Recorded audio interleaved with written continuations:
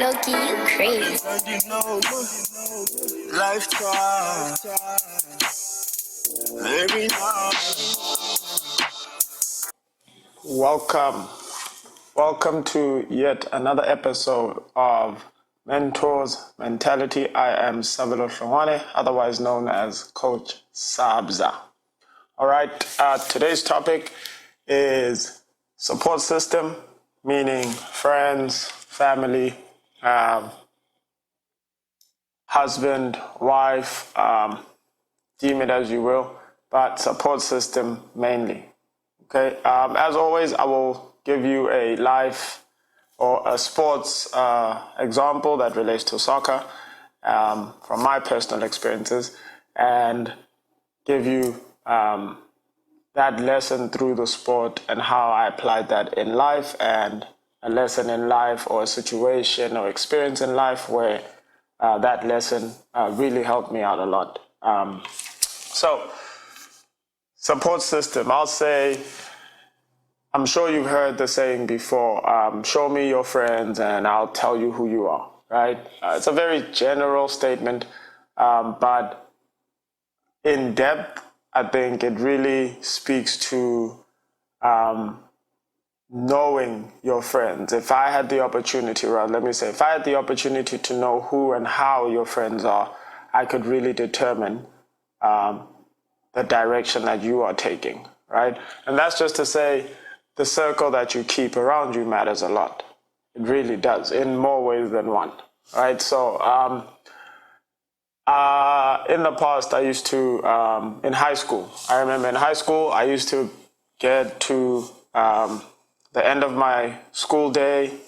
It would end around like 3 p.m. and I would always run to my dorm, change, get dressed in whatever exercise attire that I'd like to have on the day, take my soccer ball, my soccer boots, run to the field. I'd put the ball in the middle of the field, and this is my discipline, focus, and I guess not satisfying my quick urges, right? My urge was to obviously kick the ball and do tricks and do stuff, just be on the ball. But I needed to get fit too. So I would put the ball in the middle of the field and then I would jog 15 laps, right? Sometimes it'd be a slow jog if I was recovering from a workout the day before or earlier that morning, or it'd be a fast-paced jog if I was working on my fitness, or it'd be just a medium-paced jog just to warm up my body for whatever I was about to put it through, right? So at that time, I had friends who would be at the field, boys, girls, just hanging out at the far end of the field, and they would be, doing whatever they felt that day would be fun to do, be it drinking, smoking, or just hanging out, right? And so I remember them watching me all the time, and they would mock me at times, they would encourage me at times, but it was all just banter, all in good fun and joking manners, nothing really to break me down. It was just joking, teasing me for my drive and my desire and my commitment, right? Now, if you look at the surface of that, you would say those are not good friends for me to have, right? Those are not people that I need in my life because they're not motivating me or inspiring me or anything of that sugary coat. But if you got to know them, you would also know that they are the same people who constantly praised me then and still till this day do the same about my commitment, and they always wished me the best. Obviously, they would, banter is all in good fun, so they would tease me from time to time, but we were teenagers, so I never really took it to heart anyway, right? And so back to the statement, if you say, show me your friends and I'll show you your direction. When you look at my friends then, you would swear that I wasn't going to go anywhere and I was going to end up just a nobody, just hanging out. However, if you got to know my friends, you would know that there's depth to that, right? And so I say that to say I've always been very picky about the people that I keep around me. From a very young age, I still, till this day, have friends that I've known from when I was 8 years old, and grew up with them, and I haven't let go of those friendships. Have I added some friends between then and now? Yes. Have I let go of the core of my friends? No. There's a certain group of people that know me more than most, and I've always just stuck to those people, and I've been wary of who else we let into our circle, especially when it comes to me. So I say that to say, like, meaning if one of my close friends, right, there's like 5 of them, 6 maybe, brings in a new friend to be around us, if I don't gel well with that person in the first few encounters, mainly the first encounter, I immediately inform my close friend that whenever that person is around, please do not invite me around for these reasons. And I'll state my reasons. And it may seem harsh, but I believe that sometimes you need to be harsh to that extent in order to protect yourself, your energy, and your core. And so I've always kept to that because, for one, some of the people that they may bring around may be disrespectful, right? And I don't appreciate that, so I distance myself from that. They may be eager to express violence. I don't appreciate that, so I don't keep myself around that, right? There may be many things that I just do not agree with, and so I distance myself from that. And I'll give you an example. So it's a very vivid one, I'd say, but I'm in South Africa with my friends, and we obviously take time to enjoy, go out, and just spend time out and hanging out. And so any time a serious situation happens where there might be a chance of violence, I'm always the one to calm things down and make sure that we remember that we didn't leave the house with the intention to express violence, right? We left the house with the intention to enjoy ourselves, have fun, come home, talk about it, wake up the next day, and live to tell the tale. And the flip side of that is we go out, we express the violence, and something bad happens, and we either end up in hospital, somebody dies, and then we have to deal with that, right? All because we could not control our emotions. So that's why when it comes to violence, I don't choose to express it, especially in those situations and spaces, right? Another one would be drinking and driving, right? Obviously, a lot of people do it. It's not something they should be doing, but it happens from time to time. So if I'm around my friends and we decide to indulge in anything like alcohol intoxications, and you find yourself excessively drinking, we make a plan. When I'm around, we make a plan to get home safely. If that is not the case, then I myself would stop drinking and sober up to the point where I'm capable of driving and getting everybody home safe. And this is how I am. But if they choose to neglect the safety side of things, I'm always aware that life could be short as a result of bad decisions, right? And sadly to say, there's been cases where I haven't been around and my friends have gone out drinking, and a friend of theirs that I didn't know passed away because of drunk driving. And in those moments, I just wish I was around just so I could kind of contribute some positive or rather responsible mindset towards that evening so as to save a life, right? It's those little things to me that go a long way, because you think, if I would have not done this, then I wouldn't be here today to experience this and that, right? And so that's why, to me, when it comes to friends, you really need to be picky, right? And a sensitive side to it would be family, right? So for me, I had a mom who, let's say a mother who supported and loved my sport obsession, and encouraged me to stay in it and keep playing. I had a father who, respected the commitment that I had, but felt that any obsession is a bad thing, and so I needed to focus on academics. My advantage was that I was able to find a balance between the two, right? I never shut out my father just to let my mother's influence be more influential on me. I never shut out my mom in order to allow my fathers. Instead, what I did was to balance, because I was very aware and conscious of the benefits of both and the downside of either one, right? I had to be picky about what part of them I let in and what part of them I keep out, right? But they were my support system. My brothers played a huge role in my career when it comes to my sport, because they were constantly encouraging me to keep at it. But similar to, my parents, my oldest brother would always say, you are the golden child, so you need to make sure that you prioritize academics and education, and you see that through, because you are the kid that never does anything wrong, right? And I always knew that I needed that reminder and that energy, so I kept that close, right? And I never let that go away, like that responsibility within me.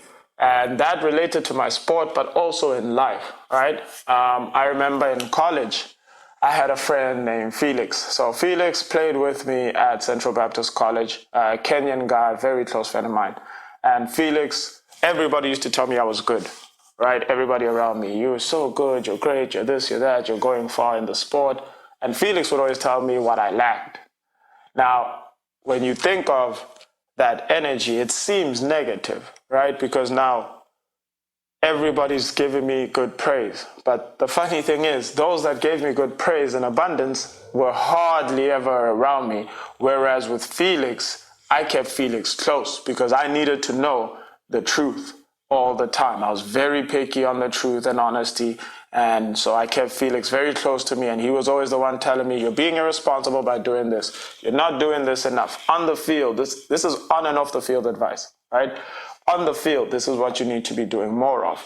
Off the field, you need to be aware of these things, right? And till this day, I would say I learned a lot from Felix. He was a little older than I am by about 2 to 3 years, but I learned so much from Felix, and he became almost a brother to me, even though he was a very strict character when it came to his interaction with me. Obviously, we had down times where we'd have fun and just kick back, but for the most part, he was always a responsible, focused guy who drove me to be more than what I was each day, right? And so people like that kept close. Professors in college. I remember I had professor, she was my advisor to Miss Cantrell. And so Miss Cantrell would always tell me, I have potential, but there's something missing. And so I always took her advice because she always told me things that I needed to hear, not what I wanted to hear. And so through the years in college, it got to a point where I was not doing well, and so I needed a push. And so Ms. Cantrell just told me that, nobody's going to come save you. You need to save yourself. You need to figure this out. And so when I made that transition into maturity, I remember her calling me into her office, and I thought to myself, oh, I'm in trouble, or I did something wrong, or my grades are dropping again. But I knew my grades were not dropping, but, it's that anxiety kicking in and just curiosity. And she just literally brought me into her office just to say, keep it up and well done. And it was in that moment I realized that if I could take somebody's opinion, not that it's all that matters, right? But if I could take somebody's opinion that views me in a way that is very strict and says, this is what I see of you and you need to change it, and then I change their opinion of me for the better, then I know that it's almost a clue that I'm heading in the right direction, right? And I'm doing the right things. And so it's best for me to keep doing what I'm doing, or to see through the things that I am committed to at the time. So another example, if I had to think of any, would be just in my current relationship. I have a girlfriend who holds me very accountable for my desire and drive in business. And she's constantly reminding me that I am more than just the soccer coach, because the world sees me as a soccer coach for the most part, or a soccer person, or anything to do with soccer. But I guess her advantage is that when she's around me, she sees more than that and hears more than that, and realizing through those moments that I am more than that, she feels that she always has to remind me that, it's one thing for the world to see you one way, but there is so much more to you that you need to express to the world. And I value those things immensely, right? Because to me, that is what I consider a support system. That is what I consider part and parcel of my foundation. So if I have a strong foundation, or in order for me to have a strong foundation, I have to be very aware of the circle that is around me, right? These are people that not only do I look up to, I respect, I appreciate, I value, and I represent, right? So I remember, just to elaborate on the representation part, I remember it was my 21st birthday, and I just landed in South Africa. My mom and my brothers organized it for me. It was a surprise party.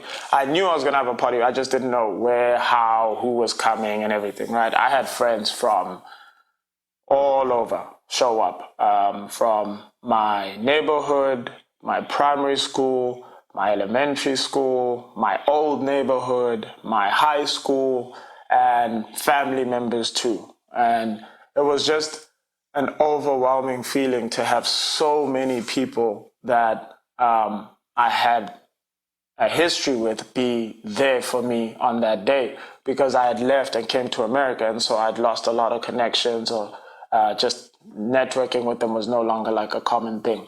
Even with social media, there's just some people that we had truly detached, but I had valued them so much in my life. And so I remember I had to give a speech, and in my speech I said, I listened to speeches about me first, and then it was my turn to give the ultimate speech for the night. And so I stood up, and the first thing I said was, I appreciate everything that you have all had to say about me, and I just want you all to know that for me, it is through all of your influences that I became the person that you all seem to have so many positive things to share about.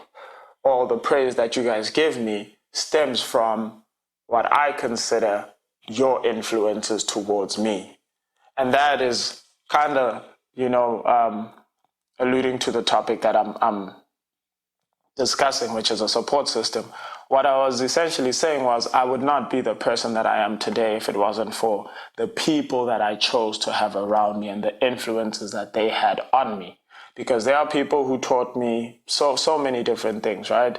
There are people who taught me true friendship. There are people who taught me respect. There are people who taught me discipline, commitment, through either leading by example or through encouraging me or empowering me in moments where I needed it. And so that is why I would say, per my advice, be very wary of the circle that you keep and the support system, because a lack of awareness on that gives you a lack of a support system. And without a support system in this world, it's very hard to overcome even the smallest things, right? And learning from people and being very picky on which people you choose to learn from and what you learn from, whether it's good or bad. Learning is learning, right? So you may learn, and what I mean by good or bad is, if they set a bad example, that is the bad side of it, but there's good that you can gain from that. So you need to find that good and gain it, right?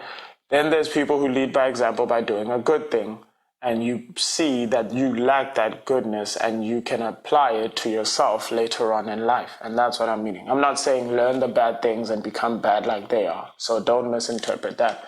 But I just felt that this was a topic worth discussing, just on the basis of sometimes you feel like the people around you have to be around you, and I disagree on that. I really think you need to be picky. And it's okay to not be friends with everybody, because not everybody's going to align with your vision, your goal, and your dream, and your drive, and your aspirations, right? So if you have people around you that you feel are breaking you down and not adding to your life positively, detach yourself from those people is my best advice. Allow those people to not get to see or experience the side of you that is within you that you would like to bring out, right? But if you have people in your life that are constantly bringing out the best of you, those are the ones to keep close. Those are the ones to not lose. Those are the ones to stay connected to in more ways than one, because they are going to be ultimately the difference maker in where you end up in life, because the energy that they bring towards you is always going to be there. And if it's negative, it's going to influence you in such. If it's positive, it'll influence you in that way too. So my advice to you is just be aware and stick to those that are a true support system and our foundation for you to reach your full potential. All right. As always, like, share, comment, subscribe, all the things. But in the comment section, I would appreciate. I know it may be tough to say, but I think it's worthwhile, right? Just a little bit of self-reflection from yourself to me on who is a support system and who are you coming to realize is not, and how hard is it letting go of that person, or why are you choosing to not let go of that person even though they are not a true support system and you know it. In some cases, you may need to confront people and just let them know that, hey, if you're not going to contribute positively to my life, then I'm going to have to cut this short. And I just hope that you can respect me for that. But right now, I'm not appreciating what you are contributing to my life and my energy, because the law of attraction is something that I believe truly exists and we all need to be aware of, right? So, in the comment section, feel free to do so. I hope you have learned something from me, and I hope you could teach me something.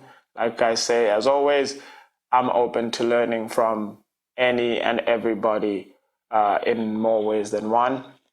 And I appreciate your time. As always, Coach Sabza out.